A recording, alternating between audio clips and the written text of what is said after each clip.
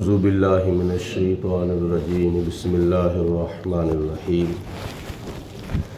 حضرت امیر المومنین شیر خدا، مشکل کشا، تاجدار حل عطا، حضرت مولا علی المرتضیٰ رضی اللہ تعالی عنہ کی ولادت کے بارے میں چند باتیں سماعت فرمائیں۔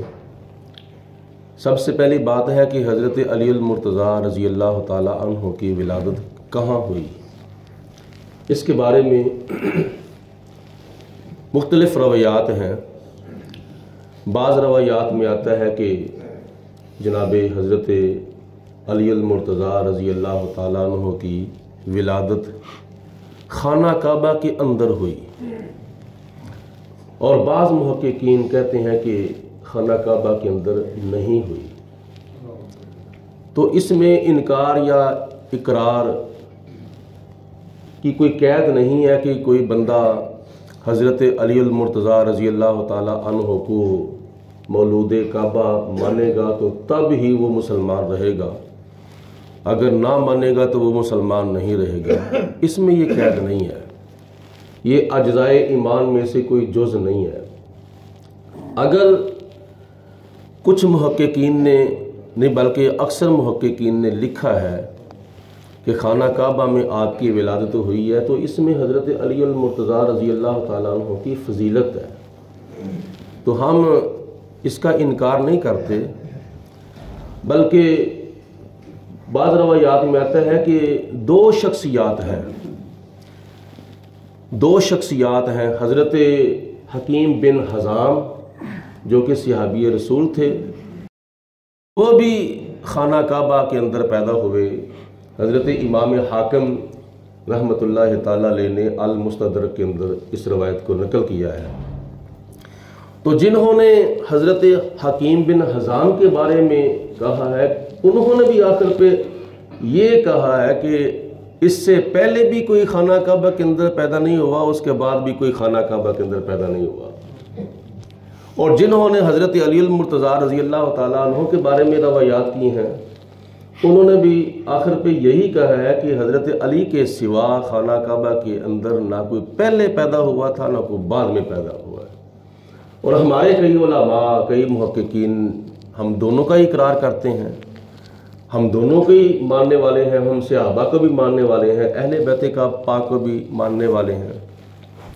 تو حضرت علی المرتضیٰ رضی اللہ تعالیٰ عنہ کے بارے میں کئی کتابوں میں آتا ہے، سیرت حلبیہ میں، نور الابصار میں، اور کافی کتابوں کے اندر یہ روایات موجود ہیں کہ جناب حضرت علی المرتضیٰ رضی اللہ تعالیٰ عنہ کی والدہ محترمہ حضرت فاطمہ بنت اسد رضی اللہ تعالیٰ عنہا، یعنی آپ کو جب حضرت علی کی امید لگ گئی تو حضرت عباس بن عبد المطلب رضی اللہ تعالیٰ عنہ فرماتے ہیں کہ میں اور کچھ افراد ہم خانہ کعبہ کی کچھ فاصلے پر تھے، تو حضرت فاطمہ بنت اسد خانہ کعبہ کا طواف کر رہی تھیں۔ یہ خانہ کعبہ کا طواف پہلے بھی ہوتا تھا، اور پہلے بھی ایسے نیک لوگ تھے جو کہ ملت ابراہیمی پر تھے۔ آپ فرماتے ہیں کہ حضرت فاطمہ بنت اسد جب خانہ کعبہ کا طواف کر رہی تھیں تو آپ کو حضرت علی المرتضیٰ رضی اللہ تعالی عنہ کے پیدا ہونے کی دردیں شروع ہو گئیں، جس کو درد ذہ کہتے ہیں۔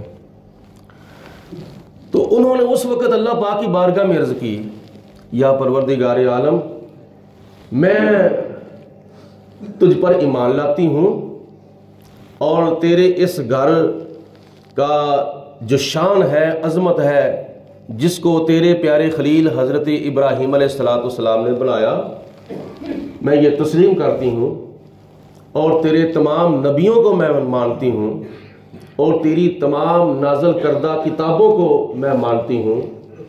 اور اس طرح کے جملے انہوں نے بولے جس کے اندر حضرت فاطمہ بنت اسد کی طرف سے اللہ تعالیٰ کی بارگاہ میں دعائیہ کلمات پیش کیے جا رہے تھے۔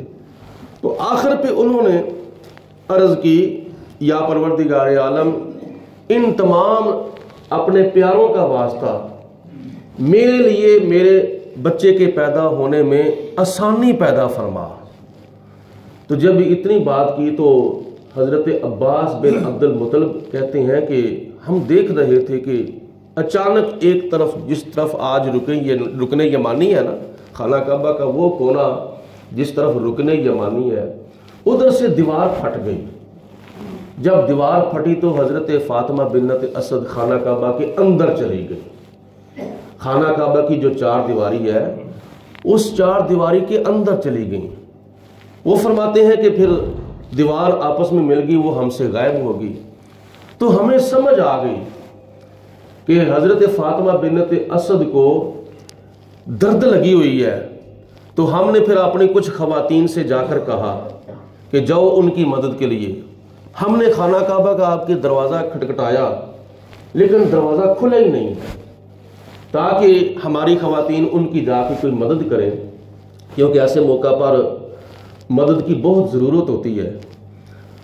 حضرت فاطمہ بنت اسد کہ ہاں جب بچہ پیدا ہو گیا، حضرت علی المرتضیٰ رضی اللہ تعالیٰ عنہ کی جب ولادت ہو گئی تو 3 دن تک آپ باہر نہ آئی تھیں۔ 3 دن کے بعد باہر آئیں جناب فاطمہ بنت اسد، حضرت علی المرتضیٰ رضی اللہ تعالیٰ عنہ کو اپنے ہاتھوں پہ اٹھا کے باہر آئیں۔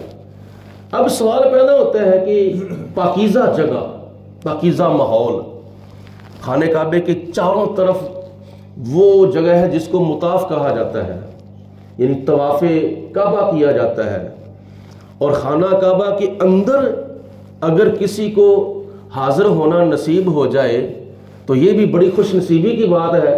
جس طرح آج کل کئی بادشاہ آتے ہیں، دوسرے ملکوں کے حکمران آتے ہیں تو سعودی حکومت ان کے اعزاز کے لیے خانہ کعبے کا دروازہ کھول دیتی ہے، اور خانہ کعبہ کے اندر جو جگہ ہے نا اس کی یہ خصوصیت ہے، اس کی یہ خوبی ہے، اس کی یہ فضیلت ہے کہ خانہ کعبہ کے باہر جب کوئی بندہ نماز پڑھے گا وہ خانہ کعبہ کی طرف منہ کرے گا، یعنی چاروں طرف جدھر بھی کھڑا ہوگا اس کا منہ خانہ کعبے کی طرف ہوگا، تب اس کی نماز ہوگی۔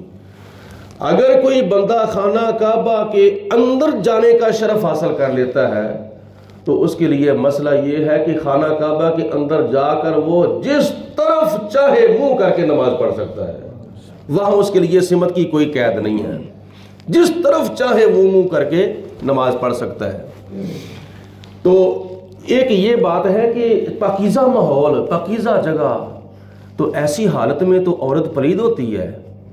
تو یہ فاطمہ بنت اسد خانہ کعبہ کے اندر اپنے بچے کو جنم دے رہی ہیں، تو اس کا کچھ محققین نے جواب یہ لکھا ہے کہ نبی کریم صلی اللہ علیہ وسلم نے ارشاد فرمایا کہ میں اور حضرت علی ایک ہی نور سے پیدا ہوئے ہیں۔